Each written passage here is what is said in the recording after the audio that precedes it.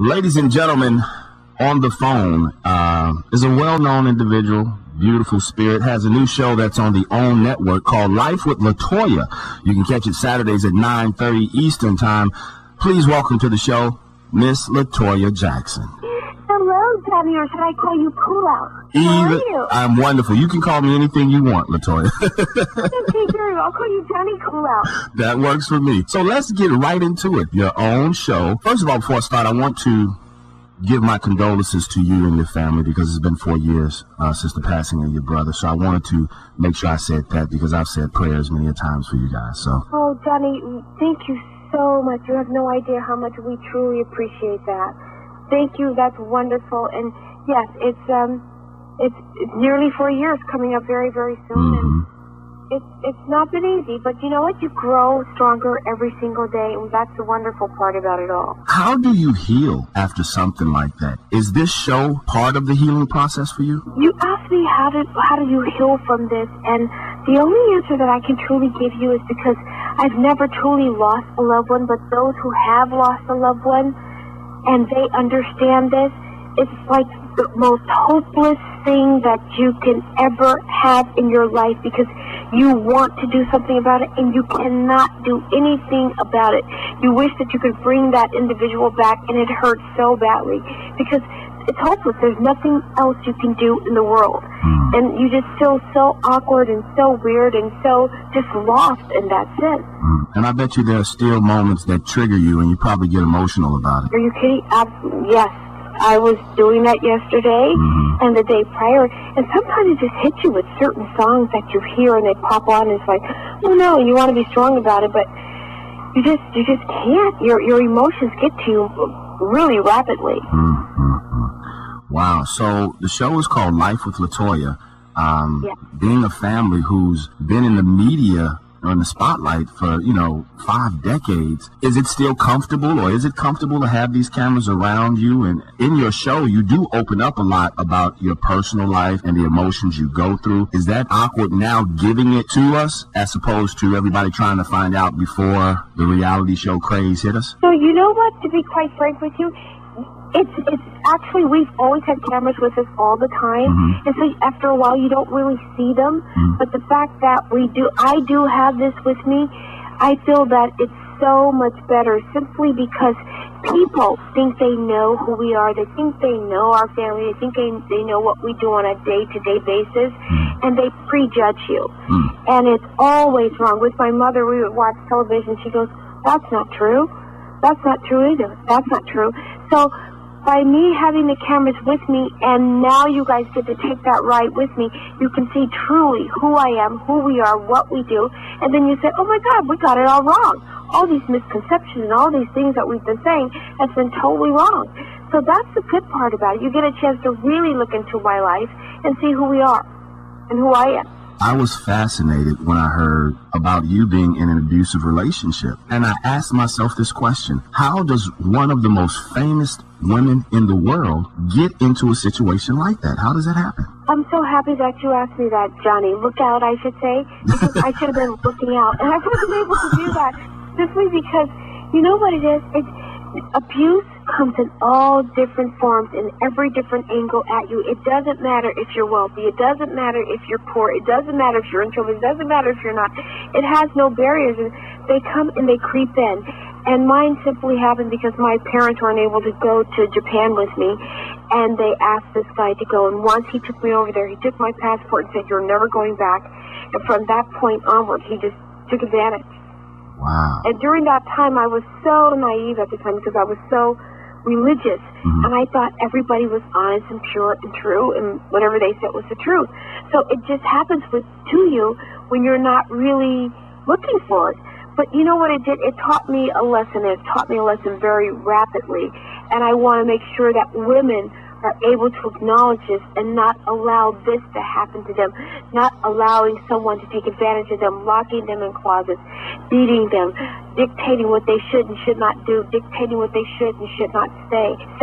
So I want them to know that Life with Toya is an extension of that, of my life, of my book, Starting Over, where the women always ask me, how did you escape that abusive relationship? Well, You do, and when you escape it, you regain and re-own you and take your life back. And that's what I want them to do. You don't go into a corner and hide and say, oh, you don't understand, I've been so abused and I just can't do anything. Yes, you can. You can regain you, re-own yourself, and go out there and be who you are. You can always start over, no matter how long it takes and how many times it takes, but do it. And he wasn't just mentally abusive to you, he physically was abusive to you. It was very, extremely physical. It was so physical, you have absolutely no idea. But it was also mental, too, because what they do is they instill fear in you, and they take away your self-esteem and your self-worth. And I want women to know, never, ever, ever allow it. And when they hit you the first time, because I've been to the hospital maybe I think it was 2 or 3 times with him, because he had beaten me so many times, but I was never allowed to go. He wouldn't let me. And at one of those times, he says, oh my God, he called them themselves. He called the police and said, I think I killed her. Wow, I'm just trying to wrap my head around this. You know, a lot of women are in these situations and they can't detach away from it. So hearing your story helps them relate, okay, I'm not the only one going through it.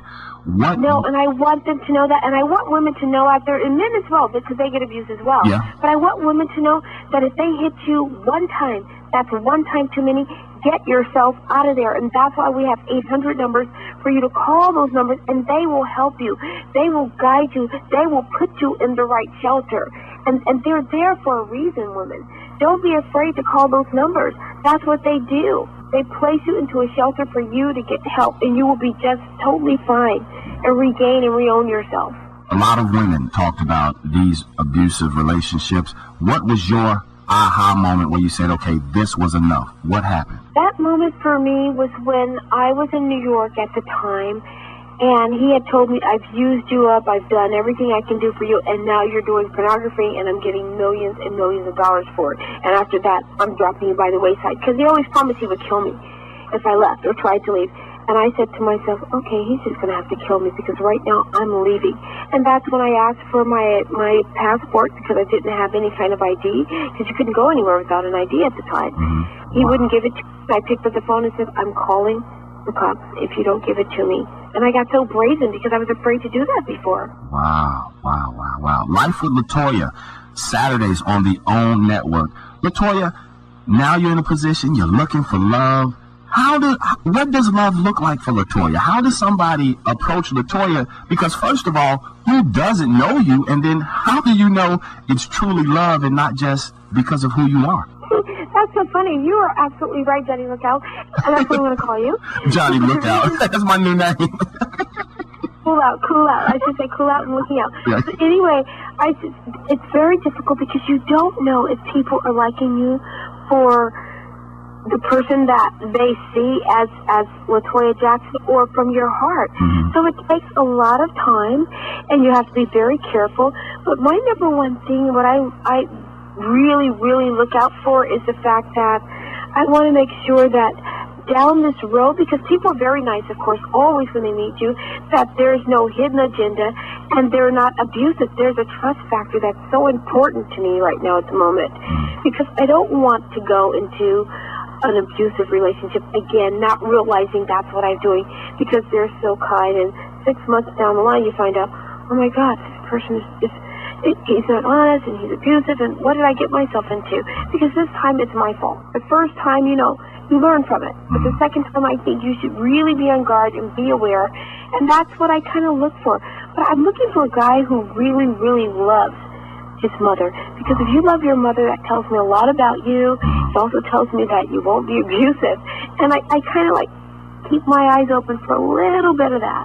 Wow. And in the show, you definitely see the relationship between you and your mom, and it's really great to see that. I'm fascinated in knowing how you guys and how yourself you process it. Your brothers had a reality show after Michael's passing. How come we didn't see you in that show, and when we see them in your show?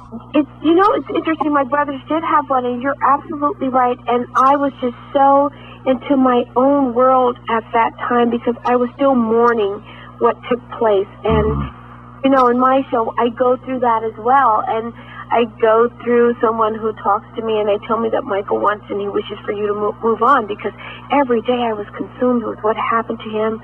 Why did this happen? Why did it take place? Did anyone do it in particular? Who did it?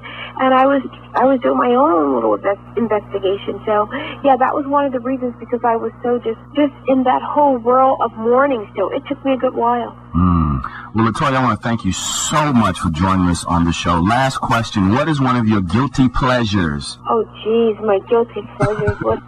I love sweets, and you see my mother and I, we go to a sweet shop, a candy store together, because we've always, I don't know why and what that is, but we do. We just love it. And even my brother would have a little candy store as well. But yeah, I think it's like indulging in things like hot tamales and M&Ms and red vines, just those kind of things. I think that's my guilty pleasure. I think candy is a little bit nostalgic for a lot of us, because it takes it back to us. It takes us back to an innocence when we were kids, and that's all we wanted was candy. I know. I don't know your age or anything, but it's just that old candy that you really don't see today. Like them chews, the big blows. I have a major sweet tooth.